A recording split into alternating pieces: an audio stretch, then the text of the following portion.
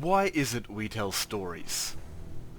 I don't really know the full answer to that. I think it's just the idea to capture someone's imagination and lead along a tightrope and see where it goes.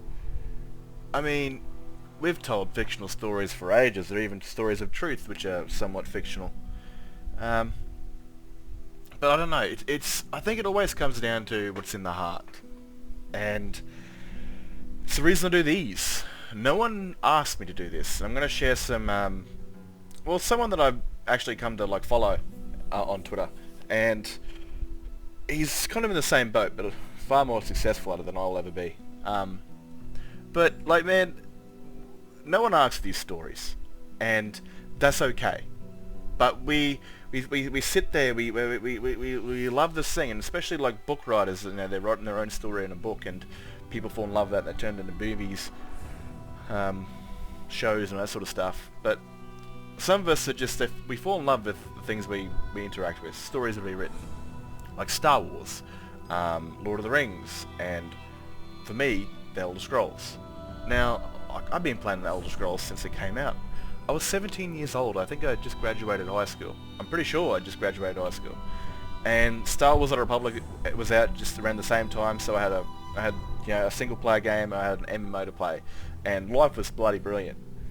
Now, let's go 13 years down the line, and I'm still playing Skyrim. I'm a 30-year-old dude. It's just my comfort game. It's kind of, I can just jump into this world and escape reality, and my reality isn't shit, but it's just good to jump into a new place and craft stories. And for so long I'd played this game and tried to figure out a proper story, and I could just never get it into my head. I just couldn't make myself believe this story until eventually I built many different characters for many different things. I kind of saw Skyrim more like you're reading in a book, like a person in Tamriel 200 years after the events of Skyrim is reading the book of the Last Dragonborn, and it doesn't just mention the things the Last Dragonborn did, but it mentions the characters, the people that helped them, their team, their stories, the brave harbinger of the companions and the archmage at the College of Winterhold, and the Nightingale, and the great Imperial soldier and the Stormcloak soldier, and all these other different people that helped them along their way. And I really thought this story was awesome. I was like, holy shit, I've never seen anyone do this. Like, there's people out there that definitely do multiple character playthroughs, or they just play a character. Like, they just jump into Skyrim and they're a random mercenary. That's the sort of thing they do. Or they go a little wild and they go through time skips and they're 200 years later. And those are great. I mean, those bring in a lot of people telling a weird story. No, it's not weird, a different story. It's like, it's not your typical Skyrim playthrough or this or that. It's someone just embodies these characters and takes them in a very different direction what you'd expect. But I wanted to create a story for Skyrim, it being Skyrim, and I think I've done a pretty good job so far. I never wrote this down. It's all living in my head. And well, until I get it done, then you guys can actually physically watch it and see what comes of it. It's, for me, it's just joy, like, it's certainly not joy making it, making sure everything works, because Skyrim's such a sandbox game that NPCs seem to lose their head sometimes when they fucking don't work, and, having to record it, make sure it goes good, put it together, edit it, clean it up, add the voices, add the music, that's not fun, not at all. But, and plus I'm really shit at taking these thumbnails, but it's kind of a joy that when you put it out there, people are going to enjoy it. Now, I'm not a big channel, okay? I'm never going to be a big channel. I'm not going to have 100,000 followers by the time I die. It's not going to happen at all. I just don't give two fucks for it when it comes down to being big on YouTube. I never have. And I'm never going to put that much effort into it because that's just a waste of time. But I just enjoy sharing these stories because it inspires people to either play something like that of their own, tell their own story, or they just really enjoy storytelling. They just love to sit down and just watch something that's completely brand new, but something that makes sense. And this entire series is my idea of trying to make Skyrim make sense, into like I said, a story. It doesn't make much sense that the Dragonborn is going to be the champion of the Civil War, the master of all four guilds, and the savior of the world. It's not enough there, and especially with all the subtypes of you can't be the master of all four guilds. Again, I did play Oblivion like that, and I was like the archmage who used a sword all the time. And it's just, I wanted it to fit. I wanted it to make sense. You know, I wanted to make the world feel more alive and more grounded. You know, instead of the guilds just being something that you complete and go through and run through and never come back to, I wanted to bring them into part of the world. So now that Minerva, the Archmage character, is following the Dragonborn, you know, it puts a lot of more reality into the story that, you know, the College of Winterhold isn't just some side piece to get done. It's now part of the world. Its story is now part of Skyrim's story, and all that sort of great things. It starts off with just characters doing their own thing. Even some of these characters are in Dragonborn's team, but I do them once or twice, and I continue on. Like chapter 26, Heart of the Reach. She's, you know, her name is Vina, and she's actually following the Dragonborn, but she's not a main character. And same thing with Borka, Steelheart. Now, like I said, with these stories, I want to expand characters. I want to make new things. I want to breathe more life into Skyrim. And this is my way of doing it. I mean, Borka Steelheart is just some random orc follower woman that you meet in a thing. That's all she is. She goes, I'll join the Legion if nothing works out, or this and that. And I wanted to give her a story befitting someone that, the Hammer. Like, I don't, like, the Hammerfell, and it was named after this hammer, Volendrod, or whatever it's called. It was named after it. And I wanted an orc to use this weapon. I didn't want any of my other dudes wearing it. So I had to think of a story of, well, who would make sense using this weapon. And I thought of Borka. She's a young orc woman, about to be sold off, basically, to another tribe. And I thought, alright, her story is that she's going to be married off soon, become a wife of another tribe. Let's do that. Let's go to the Cursed tribe, you know, and she's sent off there to become the wife of the chief, and then shit goes kind of backwards, and she ends up becoming the champion, and she ends up basically becoming sort of the wife orc chief sort of thing, where she's, you know, her husband will respect her word because she is the champion of Malakath, and it made sense. You know, instead of just picking it up as a random Daedric quest as the Dragonborn, it just made sense that this character would do that as part of the story. And like I said, now she's following around the Dragonborn, and she's whacking that hammer into dragons. And I really like that. I just like to make sense of things, make them feel a bit more fleshed out and a bit more immersive. It's the same thing with Freya. I don't think I've got an actual decent image of her on here, but I wanted to expand upon things and make things a little bit different. Like, werewolves in Skyrim don't have coloured eyes. You know, I like the idea that they do, but again, I don't want to go changing things so different that doesn't make any sense. So I created the Pureborn Werewolf. A werewolf that is born from a turned or a cursed person that became a werewolf and they had a child, and they have a Pureborn. Because every Daedric prince, when they give you a gift, they take your soul. So nightingales, to become a nightingale, you have to, you know, contract your soul to Nocturnal. Vampires, their souls when they die go straight to Cold Arbor, to Merleg Ball. Make deals with Clavicus Vile, most likely your soul is his, because he'll kill you doing the deal. And of course Hircine, when you die as a werewolf, your soul goes to the hunting grounds to hunt prey with Hircine. And I say that with quotation marks, because at the end of the day, you're not going there to hunt with Hircine, you're going there to be hunted by Hircine. And like I said, you know, when Hircine, basically someone's cursed, he gets a free soul. Someone turns, he gets a free soul. They have a child, he gets another free soul. Kind of. I don't really know how that'd work. I always imagined the Pureborns to be someone that turned. Well, someone that was like a Daedric spirit already, that grew up in the mortal world.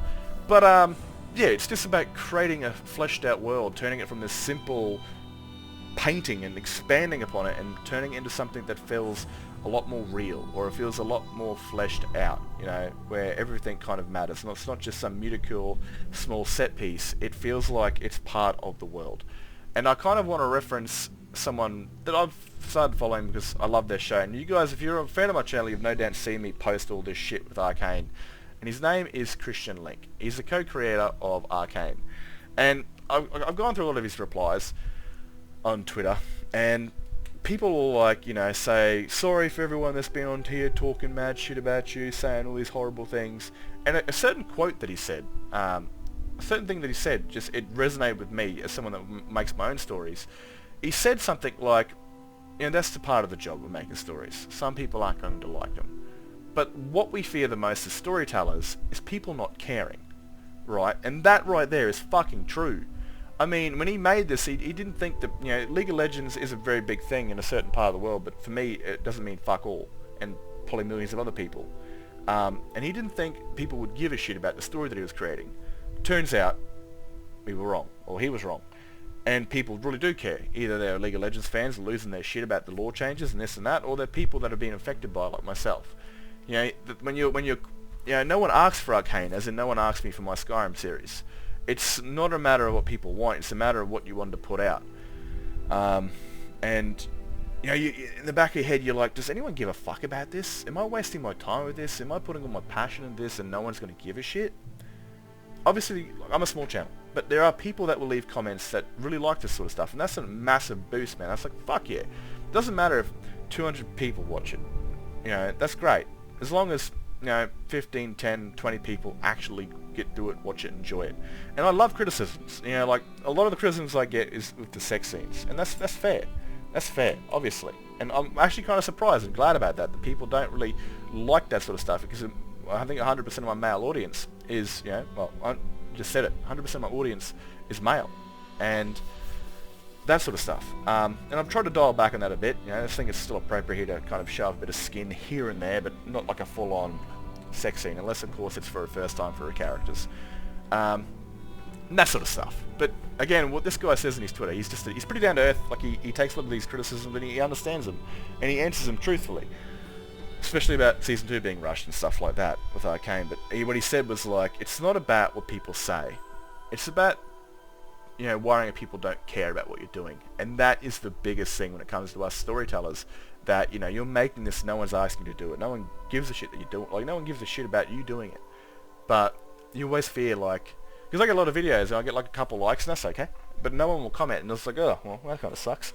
But it's communication. It's between people that either didn't like it or did like it or this and that. And communication is fucking awesome, because either I get a criticism and I know that that person's engaged and they've watched it and they didn't like something about it, which is awesome because they've actually gone through it and watched it. Or you get a comment that goes, man, this is an awesome series. This is one of the best series I've watched on YouTube, and that shit's awesome, man. That stuff's really cool. Coming across people like that that really into it, and that's why we do it. We don't do it for views or money. He has to now because it's a moneymaker. We do it because it comes from the heart, and we want to share this sort of stuff with people. You know, that's where it comes from. I will never make money from this. I fucking spend money making this shit. Right? I do. I spend money so I can use this goddamn tool. Oop. That's just my AI. I've probably got some dodgy lines there. Yeah, I spend money making this sort of stuff. I do it for the simple joy of doing it, that people will enjoy and people will like it. You know, that's what I do it for. It's straight out of the heart, straight out of my head, and into your eyes. So it goes from my imagination into your eyes, and hopefully you guys are able to enjoy that sort of stuff. I do one day want to redo these things and clean them up and make them a little bit better and have more communication between characters and their stories, like I do currently with the Dragonborn, because I can't go telling a story of multiple different characters in this story and not have them at all communicate, which would be silly. But again, there's always more to come. There's always more stories to tell, and the next one's coming out. Hopefully it's soon. I don't know if I'll actually get it done this week, but it will be long. I kind of hopefully will have a time jump after this and kind of get into either straight like moments after this, the Dragonborn. So this one's set like a I think 16 or 18 days before this, and I kind of want to get into the next chapter, which could be the DLC for a certain mischievous dragon that's causing the East Empire Company some drama. But that's kind of why I make this. I make this because I really enjoy people being engaged and liking this sort of stuff, and it just comes from the heart.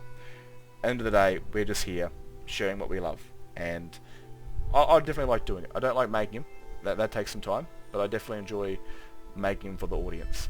Anyway, I think I've talked enough. I hope you guys have enjoyed. If you did, let me know. Let me know what you think, especially about the series, this or that, whatever. And I'll catch you guys in another video.